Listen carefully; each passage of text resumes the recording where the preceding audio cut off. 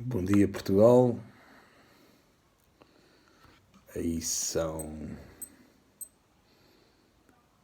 12h57 da manhã, aqui em Sydney. Eu estou aqui na Austrália. Aqui em Sydney são 10h57 da noite. Portanto, aí é de manhã e aqui já é de noite. São quase 11 horas, a minha mulher e o meu filho estão a dormir. E eu vou continuar aqui com o sermão do Sr. Padre António Vieira. Falar português, não é? Vamos continuar aqui com o sermão do Sr. Padre António Vieira, de Mafra, que vai montar. Ora bem,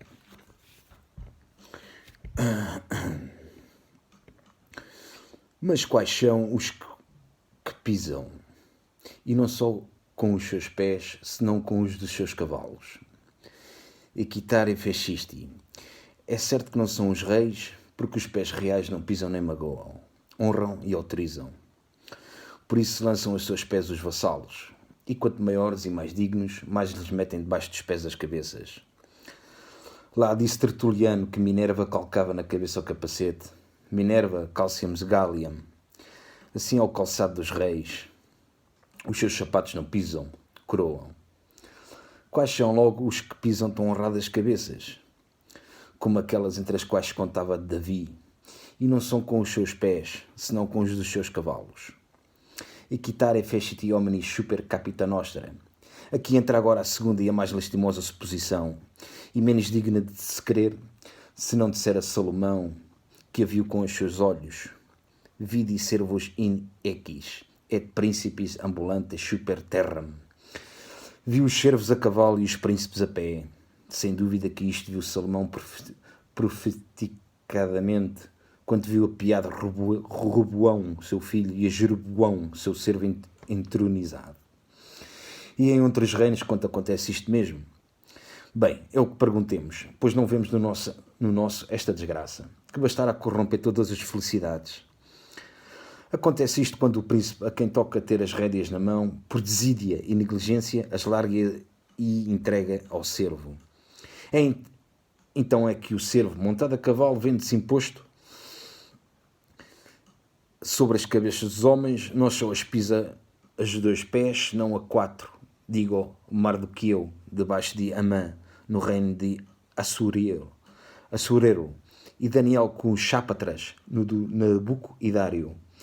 Em tais tempos, em vez de os homens servirem gloriosamente os reis, são ignominiosamente servos dos servos e padecem sem lhes valer a cor do rosto. Onde só lhes faltam os ferretes, a maldição de Canaã, que hoje se cumpre nos Cafres e nos Etíopes. Maleditos Canaã, servos servorum erit fratribus suis. Para que se veja se um espírito tão generoso como o de São Roque havia de se sujeitar a sua cabeça ou expô-la por nenhum preço a semelhantes abatimentos. Bem vejo que a sua qualidade e grandeza tinha altos fundamentos para esperar na corte diferentes respeitos, mas os meios por onde estes se conservam ainda eram mais alheios da sua interesa e do seu espírito. Quis conservar David na corte de El-Rei, quis o grande lugar que tinha na sua graça e que por meio tomou para que os que estavam ao lado do seu mesmo rei não os descompusessem e ainda destruíssem. Já sabemos que se fingiu de doido. E para fazer mais pública a sua doidice, diz a história sagrada que andava com os pés para cima e a cabeça para baixo. Era a habilidade e destreza em que David se tinha exercitado por jogo, quando pastorinho, como moço de tantas forças e agilidade, e agora se aproveitou dela para este disfarce, que todo o saber serve. Em suma, que, sustentando-se e movendo-se sobre as mãos, andava com a cabeça para baixo e os pés para cima.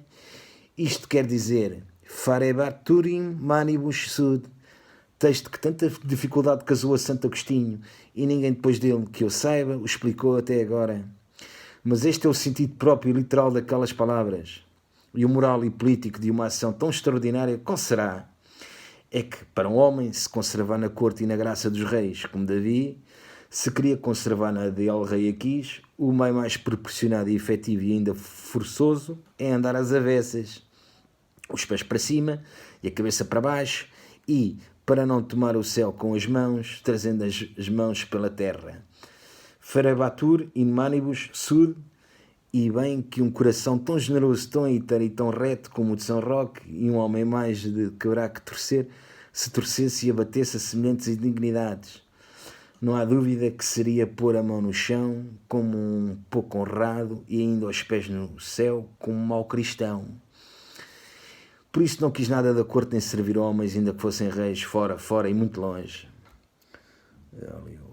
Estou a ouvir mal ali o vizinho, o moçul, estou a ouvi-lo mal, o muçulmano, tem aqui um vizinho à frente, estou a ouvi-lo mal. É da máfia do puto, pá, é da máfia do tal puto, estás a perceber? E anda a mandar postas de pescada.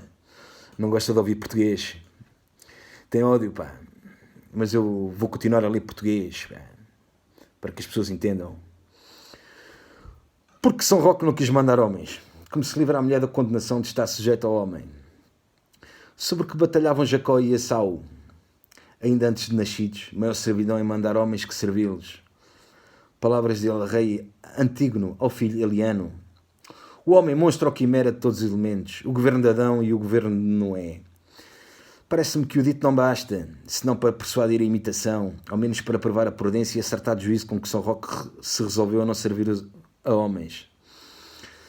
A eleição, porém, de os não querer mandar, não digo só que haverá muitos poucos que a imitem, mas duvido que haja algum que não a estranhe e ainda condene.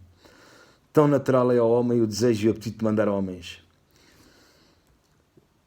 Diz o apóstolo São Paulo que a mulher se salvara pela geração dos filhos.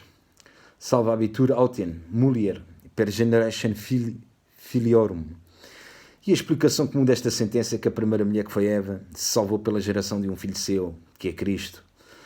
Mas este género de salvação não compete só à mulher, senão igualmente ao homem e tanto a Adão como a Eva. Logo que salvação é esta de que goza só a mulher e não o homem pela geração dos filhos, direi. Em Eva houve duas condenações, uma à morte e outra ao inferno, pelo pecado de quem a salvou e a livrou de Cristo. E esta como ao homem e à mulher, outra particular e própria só da mulher, em que Deus a condenou, está sujeita ao homem, subviri postestam eris, e desta segunda condenação se salva e restitui a mulher pela geração dos filhos. Pela generation filiorum. E porquê? De que modo? Pela geração dos filhos fica a mãe, e ainda que, como mulher, está sujeita ao homem, que é marido, enquanto mãe pode mandar homens, que são os filhos. Daqui vem que por linha direita de Eva e por força da mesma geração, nascem todos os homens inclinados a mandar homens. Vede-o em Jacó e Esaú, ainda antes de nascidos, lutavam um contra o outro no ventre da mãe. E sobre que batalhavam, sobre qual dos dois havia de mandar, e o outro servir. Assim o declarou o mesmo Deus, quando sentenciou e a contenta respondendo à mãe, de que foi consultado, que o menor havia de ser o que mandasse e maior o que servisse. Maior servit minori.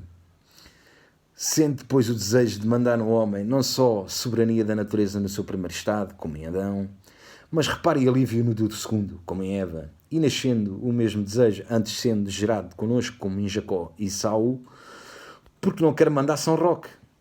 O mesmo entendimento e autojuízo com que não quis servir o obrigava a que quisesse mandar, porque é o primeiro princípio da política natural, como ensina Aristóteles, que aos mais bem entendidos pertence o mandar, como aos que menos entendem o servir. Logo, contra todos que estes ditames da natureza e da razão, parece que obrou São Roque em ditemir de si o humano do governo dos súbitos, que o nascimento o fizera herdeiro, e o entendimento senhor. O que não querer servir a homens, seja embora por dentro de resolução, pelos motivos que apontamos, mas o não querer mandar a homens, e tais homens que fundamentos podia ter bastantes, não digo já que aprovem uma tão extraordinária ação, mas que racionalmente a não a estranhem, e ainda condenem. Bem creio que não ocorrerão facilmente as razões e a ambição e o apetite seco com que se governa o mundo. Por isso tão mal governado, respondo porém e digo que, se São Roque teve grandes razões para não servir a homens, as mesmas e muitos maiores teve para não querer mandar homens. E porquê? Porque maior servidão é mandá-los que servi-los.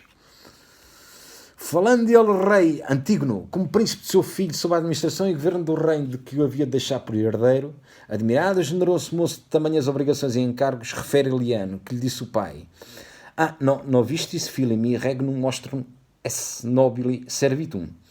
E ainda não sabias, filho meu, que o nosso reinar não é outra coisa que uma servidão honrada.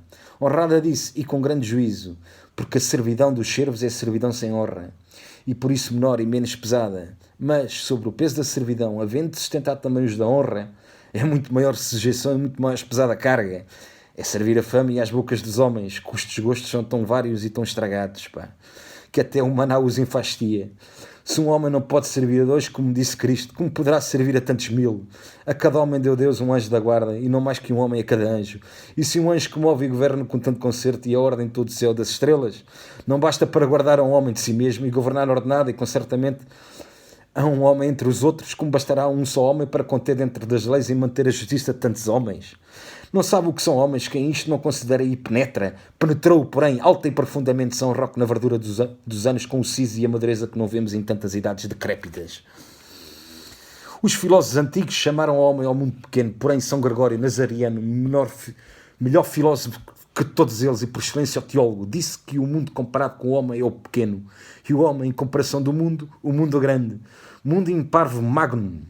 Não é o homem um mundo pequeno que está dentro do mundo grande, mas é um mundo que são muitos mundos grandes que estão dentro do pequeno. Basta por prova o coração humano que, sendo uma pequena parte do homem, excede na capacidade toda a grandeza e redondeza do mundo. Pois se nenhum homem pode ser capaz de governar toda esta máquina do mundo, que dificuldade haverá de governar tantos homens, cada um maior que o mesmo mundo e mais dificultoso de temperar que todo ele? A demonstração é manifesta, porque nesta máquina do mundo, entrando nela também o céu, as estrelas têm o seu curso ordenado, que não pervertem jamais.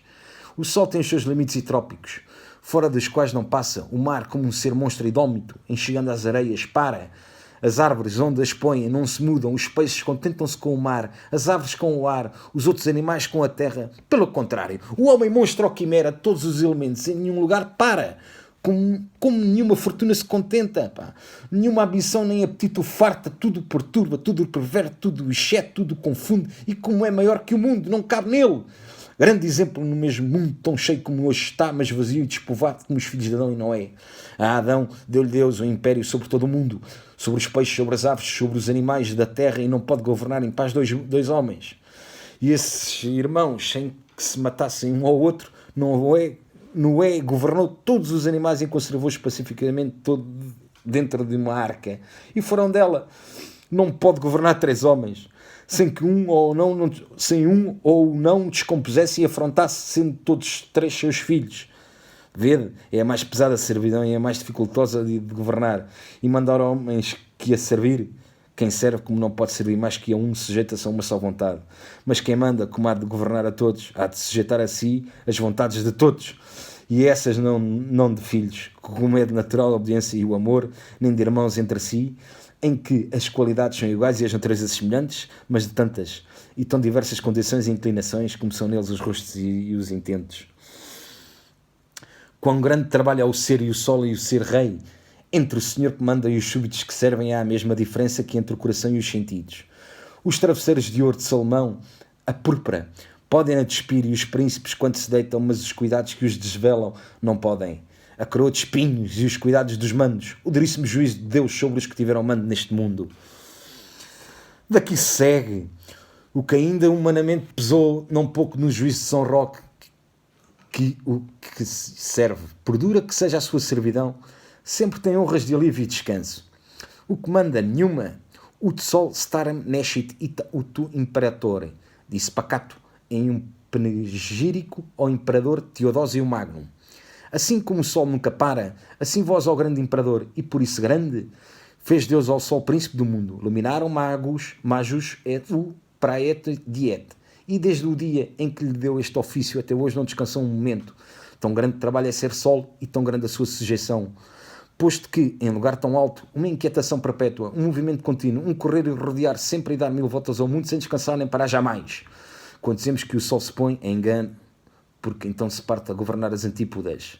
Não podendo governar, não vamos buscar a prova da semelhança mais longe, pois temos a de casa e a dos nossos reis, mais próxima que em nenhum do outro mundo.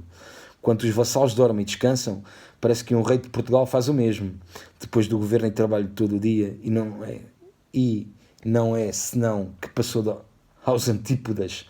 Lá, nada como o pensamento e com o cuidado pela China, pelo Japão, pelos reinos de Hidalcão, do Samorim e do Magor, pelo Cabo da Boa Esperança, pelo de Comori, pelos Javas, pelos mares e as costas da África, da Ásia e da América. Visitando armadas e fortalezas, compondo pazes, abrindo comércios e meditando sempre aumentos do reino de Deus e do seu, sem que outra quietação ou descanso mais que lhe aparentemente aos olhos, porque o sol não tem verdadeiro acaso. O relógio, que é o substituto do sol na terra, não soa, nem se ouve por fora, senão a certos tempos. Mas nem por isso está ocioso ou quieto. Sempre os pesos estão a carregar, sempre as rodas estão a moer. E tais são os cuidados do príncipe do dia e da noite, para os súbitos que obedecem e servem. Há diferença de dias e de noites. Para o príncipe que governa e manda, sempre é dia. Assim dizia Jó dos seus cuidados. Notam verdurtem em dia. Pronto, pá. Isto foram... Deixa lá ver. Foram 15 minutos. Foi um texto mais longo aqui do nosso padre. É um texto enorme, pá. É um sermão, pá. Isto é um documento histórico, pá. O sermão deste padre, isto é um documento de 1600, pá. Do ano 1600, pá, e 50.